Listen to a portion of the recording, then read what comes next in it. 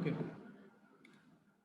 अच्छा, इस तरह से करते हुए हम जो रिस्क है उसको कैलकुलेट कर सकते हैं और उसकी प्रोबेबिलिटी और इम्पैक्ट प्लस डिटेक्शन, ये जो डिटेक्शन है इसको हम मल्टीप्लाई करके रिस्क की वैल्यू जो है वो कैलकुलेट कर सकते हैं। फॉर एग्जांपल अगर हम देखें यूज़र बैकलैश जो है इसके लाइक्लीहुड 4 है, ठीक है, इसका इम्पैक्ट या प्रोबेबिलिटी जो है वो 4 है, इसका इम्पैक्ट जो है वो 3 है और डिटेक्शन जो है ये 5 या 3 है। तो आप इसको मल्टीप्लाई कर लेंगे तो ये आपकी रिस्क की वैल्यू आ जाएगी। फिर हम इसको देख लेंगे कंपेयर करके कि ये रिस्क जो है ये कितना डैमेज हो सकता है या कितना इम्पोर्टेंट हो सकता है हमारे लिए, ठीक है। सर लाइक्लीहुड क्या चीज है? लाइक्लीहुड चांसेस ऑफ अक्रेंस, उस चीज के होने के चांसेस क्या है, इसको प्रोबेबिलिटी भी कह सकते हैं आप। ठीक। उसके बाद है, अब इसको देखते हुए आपने करना है, देखिए failure mode and effect analysis, इसको मल्टीप्लाई करेंगे रिस्क वैल्यू आ जाएगी और यहाँ पे आप उसको रख के देख लेंगे। ये जो रेड जोन है ये मेजर रिस्क या ऐसे रिस्क जो बहुत ज़्यादा डैमेजिंग हो सकते हैं। फॉर एग्जांपल अगर हम बात करें इसकी तो यूज़र बैकलैश और इंटर प्रॉब्लम जो है वो इंटरफेरेंस प्रॉब्लम में कोई रिस्क आता है तो वो ज़्यादा डैमेजिंग हो सकते हैं। येलो जोन के अंदर कोई आता है तो वो जो है वो मॉडरेट रिस्क हो सकता है। और अगर ग्रीन जोन में कोई चीज़ आती है या वो रिस्क या वैल्यू उसमें आती है जिसमें हार्डवेयर के जो प्रॉब्लम है या हार्डवेयर से रिलेटेड चीज़ें हैं वो ग्रीन जोन में है तो वो माइनर रिस्क हो सकते हैं। तो यहाँ पे हम रिस्क की वैल्यू पहले देखेंगे, फिर इस ग्राफ के अंदर हम वो देख सकते हैं कि रिस्क की वैल्यू क्या आ रही है, उस पर हम देख लेंगे कि वो कहाँ पे वैल्यू लाई कर रही है, तो उसी हिसाब से हमें पता चल जाएगा कि हाई रिस्क है, मेजर रिस्क है या मॉडरेट रिस्क है या माइनर रिस्क है। क्लियर है? Yes sir. ओके। उसके बाद है managing the risk, step 3 risk response development. अब आपने रिस्क को मिटिगेट करने के लिए या ओवरकम करने के लिए डिफरेंट रिस्पॉन्स डेवलप करने हैं। For example reduces the likelihood that the event will occur and reduce the impact that adverse event would have to the project. अगर आप रिस्क के रिस्पॉन्स डेवलप करते हैं तो एक तो आपको उसकी लाइक्लीहुड का पता चल जाएगा, फिर उसका इम्पैक्ट का पता चल जाएगा कि रिस्क का कितना इम्पैक्ट हो सकता है, मॉडरेट है, माइनर है। इसी तरह से फिर हम अपनी स्ट्रेटजी जो है वो एग्जीक्यूट करेंगे, अवॉइडिंग रिस्क। फिर उसके सर बाद जो आपने अभी पहला बताया है कि लाइक्लीहुड मतलब पहला तो ये होगा फर्स्ट पॉइंट, मतलब ये जो है मिटिगेटिंग रिस्क में मतलब कि पहले तो हम एज ए प्रोबेबिलिटी मतलब पहले तो हम अंदाजा लगाएंगे हाँ जी, अप्रोक्सीमेटली मतलब कितना होगा। हाँ तो सेकंड में हमें मतलब ये हो जाएगा कि टोटल इतना रिस्क होगा हमारा, इस टोटल तरह से रिस्क सर नहीं होगा। होगा, रिस्क ही टोटल होगा, इस रिस्क का इम्पैक्ट आई मीन टू कितना है। से मतलब हमें हम वो एस्टिमेट लगा लेंगे कि हमारा रिस्क होगा, हाँ, उसके बाद है जी तब कम हो जाएगा मतलब। हमें पता चल जाएगा कि ये रिस्क की लाइक्लीहुड क्या है। अगर उसकी लाइक्लीहुड है फॉर एग्जांपल वो रिस्क हो सकता है तो फिर हम उसका इम्पैक्ट रिड्यूस कर सकते हैं। कैसे कर सकते हैं, वो डिफरेंट उसकी स्ट्रेटजीज हैं, हम उनको एग्जीक्यूट करके उसका इम्पैक्ट जो है वो उसको कर सकते हैं। उसका फॉर एग्जांपल हमें पता चल जाएगा ना इसका मॉडरेट इम्पैक्ट है, जी इसका जी बिल्कुल। हाई इम्पैक्ट है, तो उसी तरह से फिर उसके गेंस्ट हमारे जो कंटिजेंसी प्लान्स हैं उसको हम एग्जीक्यूट करेंगे। उसके बाद रिस्क को अवॉइड भी कर सकते हैं हम, ठीक है, changing the project plan to eliminate the risk. ठीक है, आप प्रोजेक्ट प्लान को चेंज कर लें। फॉर एग्जांपल हमें पहले से पता चल जाता है कि फलां वीक के अंदर जो है बहुत ज़्यादा बारिशें होनी है, तो हम कोशिश करेंगे कि हम इस तरह का काम ना करें जो कि बारिश से ज़्यादा डैमेज हो सकता है, उसको डिले कर लें या इस तरह का कोई स्ट्रेटजी करके हम उस रिस्क को अवॉइड कर सकते हैं। ये डिपेंड करता है कौन सा रिस्क है। उसके बाद transferring the risk, paying a premium to pass the risk in other party. अब आज लोग जो है वो इंश्योरेंस करा लेते हैं, तो इस तरह से आप रिस्क जो है वो थर्ड पार्टी पे ट्रांसफर कर सकते हैं। Requiring build on operate transfer provisions. तो इसमें आप क्या करते हैं कि जो फैसिलिटी आप किसी से ले रहे हैं, फॉर एग्जांपल जो सर्विस प्रोवाइडर है, आप उससे ये कॉन्ट्रैक्ट साइन कर लेते हैं कि जब तक ये चीज़ चलनी है या हमने आपकी जो भी चीज़ या मशीनरी वगैरह यूज़ करनी है उसमें कोई इशू आता है तो इसको भी आप टेक ओवर करेंगे। तो इस तरह से हम रिस्क जो है वो ट्रांसफ़र कर सकते हैं। मैनेजिंग रिस्क, सर ये ट्रांसफरिंग रिस्क का बताएगा किस तरह से कर सकते हैं, जैसे इंश्योरेंस वगैरह का कह रहे थे आप? अब रिस्क को आप ट्रांसफर भी कर सकते हैं। फॉर एग्जांपल आप इंश्योरेंस करा लेते हैं, गाड़ी है, एक्सीडेंट का रिस्क है तो आप उसकी इंश्योरेंस करवा लें, तो आपने रिस्क जो है वो ट्रांसफर कर दिया। अब रिस्क, अब गाड़ी का एक्सीडेंट हो जाता है तो जहाँ से वो इंश्योर्ड है तो आप वहाँ से उसको कवर कर सकते हैं। इसी तरह से जो सेकेंड वे हो सकता है वो ये हो सकता है कि आप जो सर्विस प्रोवाइडर है, फॉर एग्जांपल आप किसी से जो है वो मशीन रेंट पे ले आते हैं या इस तरह की चीज़, आप उससे कहते हैं जी अगर इसमें कोई इश्यू आता है तो वो आप ही इसको ठीक करके देंगे, तो जब तक कंप्लीट प्रोजेक्ट जो है कंप्लीट नहीं हो जाता, तो इस तरह से आप रिस्क को ट्रांसफर कर सकते हैं। ठीक है सर इसमें ये एग्जांपल आ सकती है, फॉर एग्जांपल अगर हम कोई मशीनरी यूज कर ही रहे हैं, न्यू मशीनरी लेके आए हैं, वो हमें मतलब अपने प्रोजेक्ट को कंप्लीट करने के लिए या कोई काम करने के लिए, तो वो मशीनरी की मतलब बता देते हैं कि गारंटी है 10 years तक, मतलब उसकी जो भी होगी, ये खराब होगी या हाँ हाँ, डैमेज तो होगी, इस तरह से तो हम उसकी रिस्क, हमारी जिम्मेदारी। हाँ तो आप ऐसी मशीनरी ले लें जिसकी गारंटी हो, जिसकी वारंटी हो, तो इस तरह से अगर जी कोई जी इश्यू होता है तो वो कंपनी हमें करके देगी ना, तो इस तरह से रिस्क ट्रांसफर कर बिल्कुल सर, सकते हैं। वहाँ फ्री ऑफ कॉस्ट करके देते हैं अच्छा। एक्सक्यूज मी सर, फ्री की हाँ गारंटी। हाँ, सर मिटिगेटिंग रिस्क में और अवॉइडिंग रिस्क में डिफरेंस किस चीज का? दोनों में हम अवॉइड ही कर रहे हैं इसको। मिटिगेट करना होता है कम करना या ओवरकम करना, वाइड करना है कि आप उससे बच जाएं बिल्कुल ही। बात समझ आइए? सर दोनों के अंदर हम तो रिड्यूस ही कर रहे हैं ना रिस्क को। नहीं, मिटिगेट करने का ये है ना कि आप रिस्क को, एक तो आपने लाइवलीहुड देख ली कि हो सकता है कि नहीं हो सकता, अगर हो सकता है तो उसका इम्पैक्ट क्या है, फिर उस हिसाब से आपने उसके गेन्स जो है वो करके उसका जो डैमेज है उसको ओवरकम कर लिया। अवॉइड का ये है कि आपने इस तरह की स्ट्रेटजी की या अपना प्लान चेंज कर दिया कि उस रिस्क से ही बच गए। फॉर एग्जाम्पल जिस तरह मैंने एग्जाम्पल दी है कि आपको पता चल जाता है कि बारिश होने वाली है और वो आप काम नहीं करते, उसको डिले कर देते हैं या उसकी जगह पे कोई और काम कर सकते हैं, या ऐसी इवेंट ऐसा कर सकते हैं जो कि डिपेंड नहीं करता, या ऐसी एक्टिविटी कर सकते हैं जो उस पर डिपेंड नहीं करती, तो जब बारिश होगी तो आप वो डैमेज नहीं करेगी बिल्कुल भी, आप उससे बच सकते हैं या उस रिस्क को अवॉइड कर सकते हैं। ये दो डिफरेंट टर्म्स हैं। सर मतलब सर ये जैसे हो हम गया कह कि सकते हैं कि अगर हम एक प्रोडक्ट लॉन्च करना चाहते हैं, जब हम देखते हैं कि उसका कंपेटिटर्स बहुत ज्यादा हैं, तो कि हमारा रिस्क है हमें यहाँ पे लॉन्च करने का, तो हम उस प्लान को चेंज कर देते हैं। हाँ तो बिल्कुल। वहां पे जो भी हमारा रिस्क है वो बिल्कुल अवॉइड, मतलब हम उसको अवॉइड कर देते हैं, वो कम नहीं हो रहा लेकिन हमने उसको वैसे ही खत्म कर दिया उस रिस्क को। हाँ, तो आप देखते हैं ना डिफरेंट कंपनीज अपनी प्रोडक्ट लॉन्च जो करती हैं, या आप देखते हैं कि डिफरेंट जो मूवीज होती हैं उनकी रिलीज जो है वो आगे पीछे कर देते हैं वो, तो ये रिस्क, इस यस तरह के सर, रिस्क को वो यस कम सर, कर रहे होते हैं ना, अवॉइड कर रहे होते हैं। अवॉइड कर रहे होते हैं, यस सर। हाँ। अच्छा, उसके बाद है कंटिजेंसी प्लानिंग्स। अब रिस्क आपको पता चल गया जी इसकी सिवियरिटी क्या है, इसका इम्पैक्ट क्या है, अब उसके अगेंस्ट क्या प्लान्स हो सकते हैं। An alternate plan that will be used if a possible foreseen risk event actually occurs. जब वो रिस्क हो जाएगा, होना है या हो सकता है, तो उसके अगेंस्ट हमारा प्लान क्या होगा, वो कंटिजेंसी प्लान हो सकता है। फॉर एग्जांपल हम कर लेते हैं, जिस तरह कोविड की मैंने एग्जांपल दी है कि आप डिफरेंट जो है रॉ मटेरियल्स वगैरह लेके रख लें या इस तरह का कर लें, या बारिश होती है तो आप बिल्डिंग को कवर कर लेते हैं, इस तरह का प्लान। क्या प्लान आप लेके आएंगे, आपके पास कंटिजेंसी प्लान्स क्या हैं? A plan of actions that will reduce or mitigate the negative impact। Contingency plan क्या होगा? ऐसा प्लान जो आपके रिस्क को, उसके इम्पैक्ट को रिड्यूस कर दे या उसके नेगेटिव कंसिक्वेंसेस को कम से कम कर दे। Risk of not having a contingency plan. अब आपने कंटिजेंसी प्लानिंग नहीं की तो उसका क्या इम्पैक्ट हो सकता है?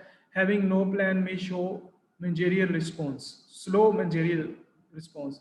अब हो सकता है कि जो प्रोजेक्ट मैनेजर्स हैं उन्होंने रिस्पॉन्स नहीं दिया, उनको पता था इस तरह का रिस्क हो सकता है, उन्होंने अपनी जो एफिशिएंटली उस चीज़ को कैलकुलेट नहीं किया, उसका इम्पैक्ट नहीं चेक किया, तो वो डैमेज ज़्यादा हो सकता है। Decisions made under pressure can be potentially dangerous and costly. अब कुछ जो डिसीजंस हैं वो प्रेशर के अगेंस्ट लिए गए हैं, जिस तरह पॉलिटिकल पार्टीज कर रही होती हैं कि ये चीज़ कर दी जाए, उसको हम पॉलिटिकली या सियासी फ़ायदा उठाएंगे, तो इस तरह के रिस्क जो है वो ज़्यादा डैमेजिंग हो सकते हैं।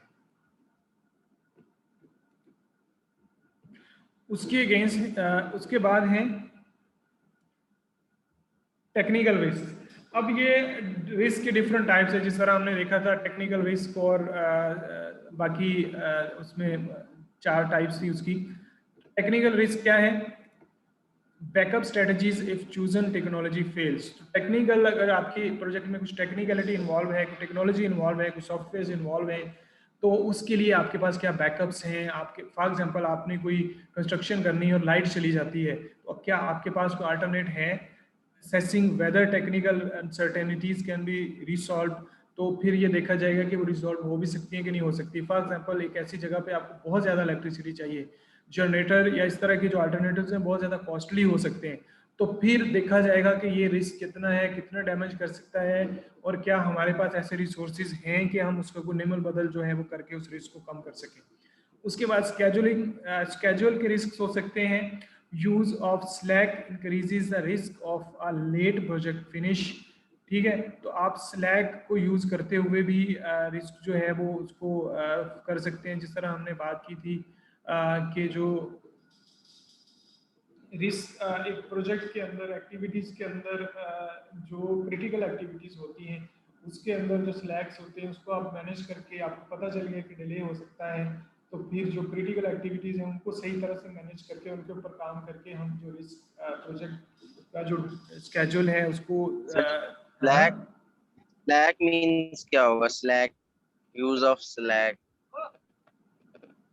यार हमने पढ़ा था डिफरेंट जो स्लैक्स होते हैं। फॉर एग्जांपल प्रोजेक्ट के अंदर डिफरेंट एक्टिविटीज हो रही हैं, एक्टिविटी ए और बी जो है, एक में आप आपस में पैरेलल एक्टिविटीज हैं, और एक में 5 दिन लग रहे हैं, एक में 3 दिन लग रहे हैं। जिसमें 3 दिन लग रहे हैं वहां से जो हमारे पास रिसोर्सेज वगैरह बच रहे हैं, तो ये इस तरह के स्लैक्स को हम बेहतर करके जो है वो प्रोजेक्ट का जो स्केड्यूल है उसको बेहतर बना सकते हैं। Impose duration dates, absolute project finish date. ठीक है, उसके बाद compression of project schedule due to shorten project duration date. तो इस तरह जो स्केड्यूल है उसको, जिस तरह मैंने बात की, क्रिटिकल जो एक्टिविटीज़ हैं उसको देखते हुए हम स्केड्यूल को जो है वो बेहतर तरह से मैनेज करके भी जो डिलेज वगैरह हैं उनको बेहतर तरह से मैनेज कर सकते हैं। उसके बाद है रिस्क रिस्पॉन्स मैट्रिक्स। अब रिस्क का आपने रिस्पॉन्स बनाना है कि आपने क्या करना है, कौन रिस्पॉन्सिबल है, किसने क्या करना है। फॉर एग्जांपल रिस्क इवेंट है, इंटरफेस प्रॉब्लम के अंदर हो सकता है। रिस्पॉन्स क्या है, आपने मिटिगेट करना है टेस्ट प्रोटोटाइप में। ठीक है, कंटिजेंसी प्लान आपके पास क्या है, work around until help comes. ठीक है, ये आपने अपने प्लान बनाया है कि तब तक लगे रहना है जब तक कोई और नहीं आता हेल्प करने के लिए। ट्रिगर क्या है, not solve with in 24 hours. अगर उसमें नहीं होता तो फिर हम उसको जो है वो रिस्क कंसीडर करके या उसका जो है वो कोई अल्टरनेट लेके आएंगे। हु इज़ रिस्पॉन्सिबल, कोई भी एम्प्लॉय XYZ जो है वो उसका रिस्पॉन्सिबल, आप उसको स्पेसिफिकली किसी के अंडर कर सकते हैं कि ये इस बंदे ने जो है ये जो है इसको रिस्पॉन्स करना है। ठीक है, तो इस तरह से करके हम जो है वो रिस्क रिस्पॉन्स मैट्रिक्स बना के रिस्क को बेहतर तरह से मैनेज कर सकते हैं। उसके बाद है risk and contingency planning. Cost risk है, cost risk dependent. Last page के ऊपर सर एक दो पॉइंट्स थे वो जरा डिस्कस। सर इसमें जैसे थर्ड है यूजर बैकलैश ना, इसमें मिटिगेट करेंगे हम प्रोटोटाइप डेमोंस्ट्रेशन कि चले ये तो हो गया, रिस्पांस हमारा हो गया। अब कंटिजेंसी प्लान ये है कि इंक्रीज स्टाफ सपोर्ट हो गया, ये भी ठीक है। अच्छा, ट्रिगर है कि कॉल फ्रॉम टॉप मैनेजमेंट। ठीक है, अब ये जो हु इज रिस्पांसिबल है सर, इसको थोड़ा सा करते हैं, डिस्क्राइब करते हैं सर। यार ये एम्प्लॉइज हैं, आपने बताया है कि जो इंटरफेरेंस प्रॉब्लम है, अगर ये चीज़ें होती हैं हमने रिस्पॉन्स करना है, तो ये जो माजिद साहब है ना, इन्होंने देखना है, ये रिस्पॉन्सिबल हैं, ये सारी चीज़ें इन्होंने मैनेज करनी है या मॉनिटर करनी है। इसके बाद आगे जिम लिखा हुआ है या एडी लिखा हुआ है, ये सारे एम्प्लॉयज़ हैं जिनको उन्होंने डेजिग्नेट कर दिया है कि ये वाला रिस्क जो है ये अगर होता है तो ये आपने मैनेज करना है। अब कॉल फ्रॉम टॉप मैनेजमेंट ये किसने करना है, ये जो एम्प्लॉय है एडी या जो भी है, ये रिस्पॉन्सिबल है इसका। ठीक हो गया सर। इसके बाद है जी cost risk. Time cost dependency links, cost increase when problems take longer to solve the expected. तो कॉस्ट जो है तब तक ज्यादा हो सकती है, टाइम हो सकता है अगर वो सॉल्व नहीं होता जल्दी से जल्दी। Only deciding to use the schedule to solve cash flow problem should be avoided. तो अगर आप देखें जी एक प्रॉब्लम हो गया है और आपको उसके लिए कैश चाहिए, आपने कंटिजेंसी प्लान करना है, और आप वेट कर रहे हैं कि कैश जो है ये फलां डेट को कैश फ्लो होनी है, ये फलां डेट की कैश फ्लो है, कैश हमें तब हमने मिलना है तो हमने यूज़ करना है, तो ये मज़ीद आपके जो कॉस्ट और टाइम है उसको इंक्रीज़ कर सकता है। Price protection risk, a rise in input cost increases the duration of project। अगर जो इनपुट कॉस्ट है या रॉ मटेरियल वगैरह है उसकी प्राइस बहुत ज़्यादा बढ़ जाती है तो ये भी आपकी जो कॉस्ट है उसको बढ़ा सकता है। उसके बाद फंडिंग रिस्क है, गवर्नमेंट के या नॉन प्रॉफिट जो ऑर्गेनाइजेशन जो प्रोजेक्ट्स करती हैं उनके फंड्स रुक गए हैं तो ये भी प्रोजेक्ट की जो डिले या कॉस्ट है उसको इम्पैक्ट कर सकते हैं। उसके बाद है अपॉर्चुनिटी मैनेजमेंट टैक्टिक्स। अब डिफरेंट मैनेजमेंट टैक्टिक्स क्या हो सकती हैं? सबसे पहले एक्सप्लॉइट है, assigning your best personal to a critical burst activity to reduce the time accomplishment. अब जो ब्रस्ट एक्टिविटी है उसको अगर आप एक अच्छा मैनेजर जो है या एक अच्छा सुपरवाइजर दे देंगे तो उसको अच्छी तरह से मैनेज कर सकता है, तो वहाँ पे जो है वो डिले वगैरह को आप जो कॉस्ट उसको बेहतर तरह से मैनेज कर सकते हैं। उसके बाद शेयर है, allocate some or all of the ownership of an opportunity to another party। जिस तरह हमने ट्रांसफर रिस्क ट्रांसफर की बात की थी, तो अगर आप उसको ट्रांसफर कर देते हैं या किसी थर्ड पार्टी को वो कर देते हैं उसको ट्रांसफर, तो इससे बचा जा सकता है, रिस्पॉन्सिबिलिटी को आप शेयर कर देते हैं। तो उसके बाद इनहेंस है, taking action to increase the probability and or the positive impact of opportunity. तो अब जब हमने रिस्क की बात की थी तो हमने ये कहा था कि पॉजिटिव और नेगेटिव दोनों साइड्स हो सकते हैं, और हम देखेंगे कि अगर हमें कोई एडवांटेज मिल सकता है तो फिर हम देखेंगे कि हम कैसे ज़्यादा से ज़्यादा एडवांटेज ले सकते हैं। For example, choosing site location based on favourable weather conditions और choosing raw materials that are likely to decline in price. अब बाज़ लोग क्या करते हैं, प्रोजेक्ट्स लगाते हैं जहाँ पे टैक्स फ्री एरिया है, गवर्नमेंट का टैक्स फ्री एरिया है, या अगर आपने कोई इस तरह का काम करना है तो वहाँ पे करें जहाँ पे अगर वेदर उसको डैमेज कर सकता है, तो जहाँ पे वेदर कंडीशंस बेहतर हैं वहाँ पे करके आप उसकी अपॉर्चुनिटी उसको उसमें कर सकते हैं। उसके बाद एक्सेप्ट है, being willing to take advantage of opportunity if it occurs but not taking action to pursue it। तो अब आप में विलिंगनेस कितनी है कि आप उस जो अपॉर्चुनिटी है उसका एडवांटेज ले सकते हैं या नहीं ले सकते। तो ये बेसिकली डिपेंड करता है कि जो प्रोजेक्ट मैनेजर है वो कितना इफेक्टिवली चीज़ों को मैनेज करता है, तो इन सारी चीज़ों को वो जो है वो अपॉर्चुनिटी में भी बदल सकता है। क्लियर है? जी सर। ओके। उसके बाद है जी contingency funds and time buffers. अब आपने जो रिस्क है उसको आइडेंटिफाई कर लिया, असेस कर लिया, उसके बाद आपने उसके लिए कंटिजेंसी फंड्स और टाइम बफर्स रखने हैं। कंटिजेंसी फंड्स ये है कि आपने एक्स्ट्रा फंड्स रखने हैं, डिपेंड करता है रिस्क की प्रोबेबिलिटी क्या है और रिस्क की सिवियरिटी क्या है, और टाइम बफर्स के आपके पास कुछ टाइम एक्स्ट्रा आपने रखना है ताकि अगर इस तरह का रिस्क इन्वॉल्व होता है तो फिर भी हम उसको कवर कर सकें या उसको डिलीवर कर सकें टाइम पे जो भी हमारी एंड प्रोडक्ट है। Funds to cover project risk, identify and unknown size of the funds reflects overall risk of a project. ठीक है, तो ये डिपेंड करेगा रिस्क कितना है, फंड्स भी उसी तरह से एलोकेट किया जा सकते हैं। Budget reserves are set up to cover identified risk. These reserves are those allocated a specific segment or deliverables of the project। ये डिपेंड करता है फिर उसके लिए रिस्क जो अगर आइडेंटिफाई हो जाता है, उसकी सिवियरिटी वगैरह का पता चल जाता है तो आप बजट रिजर्व्स कर सकते हैं उसके लिए। मैनेजमेंट रिजर्व्स, फिर आप उसके लिए मैनेजमेंट रिजर्व करेंगे या अलग से आप कोई एक मैनेजर जो है वो आप उसको एलोकेट कर सकते हैं कि जिस तरह हमने पीछे बात की थी हु इज़ रिस्पॉन्सिबल, तो इस तरह से हम उसके लिए मैनेजमेंट भी रिजर्व कर सकते हैं ताकि अगर कोई इस तरह का इशू आता है तो उसको बेहतर तरह से मैनेज किया जा सके। उसके बाद टाइम बफर्स है, amounts of time used to compensate the unplanned delays in the project schedule। तो swear risk, merge, non critical and square resource activities, ये डिपेंड करता है कि किस तरह का रिस्क है। तो उसके लिए अगर स्वेयर है तो फिर हम उसके लिए टाइम जो है वो भी रख सकते हैं। फॉर एग्जांपल आपने 1 महीने में डिलीवर करना है तो आप 2 या 4 दिन उसको टाइम बफर रख सकते हैं अगर रिस्क आइडेंटिफाई हो सकता है और आपको पता है कि ये बड़ा मेजर रिस्क है, ये ज़्यादा डैमेज कर सकता है, तो उसके लिए टाइम बफर जो है वो आपको हेल्प कर सकता है।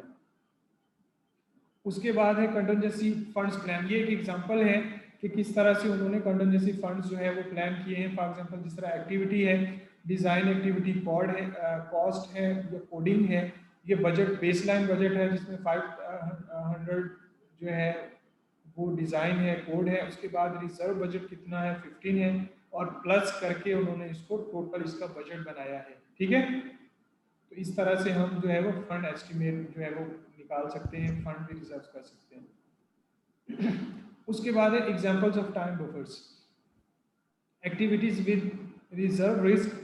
तो अब टाइम बफर्स की क्या एग्जांपल हो सकती हैं? अगर रिस्क आपको पता चल गया है कि रिस्क हो सकता है, तो उसको ओवरकम करने के लिए, उसको मैनेज करने के लिए जो टाइम रिक्वायर्ड है वो टाइम हो सकता है merge activities that are prone to delay due to one or more proceeding activities being late. अब उस पे मर्ज एक्टिविटी पे अगर टाइम ज़्यादा लग जाता है तो ये भी डिले का बायस हो सकता है। तो क्या आपके पास टाइम बफर्स हैं ताकि हम मर्ज एक्टिविटी जो है वो उसकी प्रोसीडिंग एक्टिविटी डिले होती है जिस पे मर्ज एक्टिविटी डिपेंड कर रही होती है, तो वहाँ पे अगर आपके पास टाइम बफर है तो हम उसको मैनेज कर सकते हैं।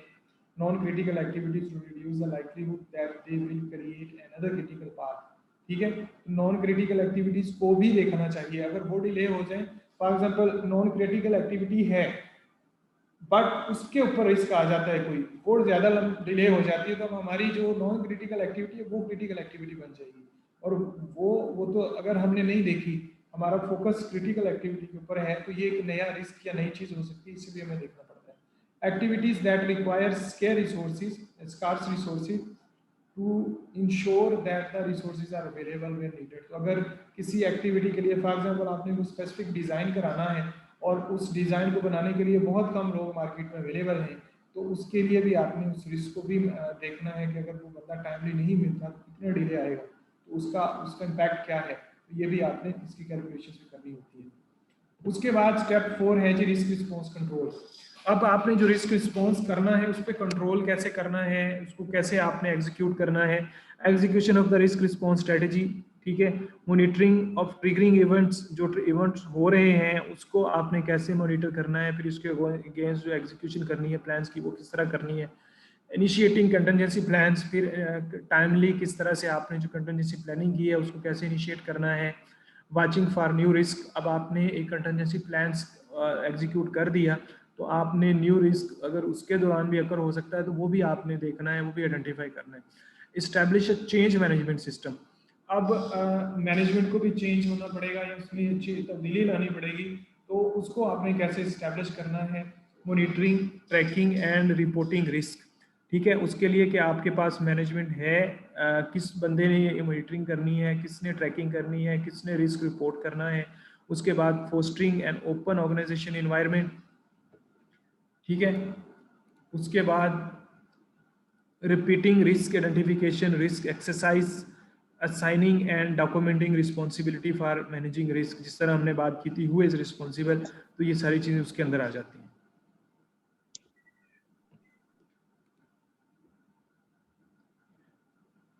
उसके बाद है जी सोर्सेज ऑफ चेंज। अब प्रोजेक्ट के अंदर कोई चेंज आता है या उसके सोर्सेज क्या हो सकते हैं। Scope changes in the form of design or additions, present big changes, for example customer request for a new feature or a redesign that will improve the product। तो ये एक सोर्स हो सकता है, आपको चेंज करनी पड़े, मैनेजमेंट चेंज करनी पड़े।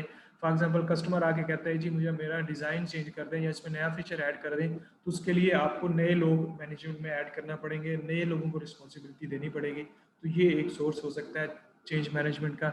Implementation of contingency plans when risk events occur represent change in baseline cost and schedules.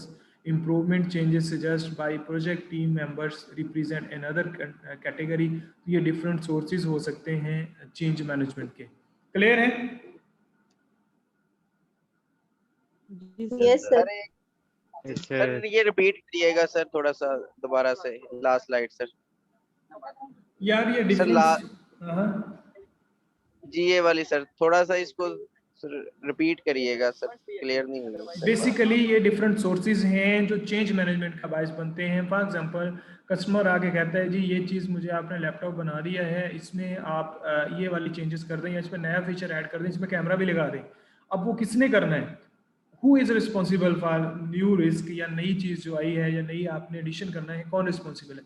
तो जो आपने मैनेजमेंट में चेंजेस करनी है वो ये एक सोर्स हो सकता है कि आपको मैनेजमेंट में चेंज करनी पड़े। उसके बाद implementation of the contingency plans when risk event occur, ठीक है, जब रिस्क अकर हो जाता है तो उसमें आपको एक नया रिस्क आ गया और उसमें ये है कि हमें रिस्क को अकर कम करने के लिए एक नई चीज़ बनानी पड़े हमें, तो उसके लिए भी आपको नए रिसोर्सेज चाहिए, लेबर चाहिए, तो उसको कौन मैनेज करेगा, who is responsible for that change that event, तो उसके लिए आपने मैनेजमेंट में चेंजेस करनी है। उसके बाद improvement changes suggest by project, अब इम्प्रूवमेंट जो है वो सजेस्ट हो गई हैं, प्रोजेक्ट टीम कहती है कि इसमें कोई इम्प्रूवमेंट लेके आए, तो अब वो इम्प्रूवमेंट कैसे लेके आनी है, किसने वो काम करना है, उसके लिए कौन रिस्पॉन्सिबल है, तो ये एक वजह हो सकती है कि आपको मैनेजमेंट के अंदर चेंज करनी पड़े, नए लोगों को उसमें जो है वो आपको रिस्पॉन्सिबिलिटी देनी पड़े। क्लियर है? Yes sir. उसके बाद है जी चेंज कंट्रोल सिस्टम प्रोसेस। अब ये काम कैसे करता है? सबसे पहले जी आइडेंटिफाई प्रपोज चेंजेस, आपने पता चल गया जी कौन सी चेंजेस हैं, list expected effects of propose changes, अब उन चेंजेस की वजह से इम्पैक्ट क्या आएगा, स्केड्यूल कितना चेंज होगा, बजट कितना चेंज होगा, रिव्यू एवेलुएट एंड इम्प्रूव और डिसअप्रूव ऑफ चेंजेस, ठीक है।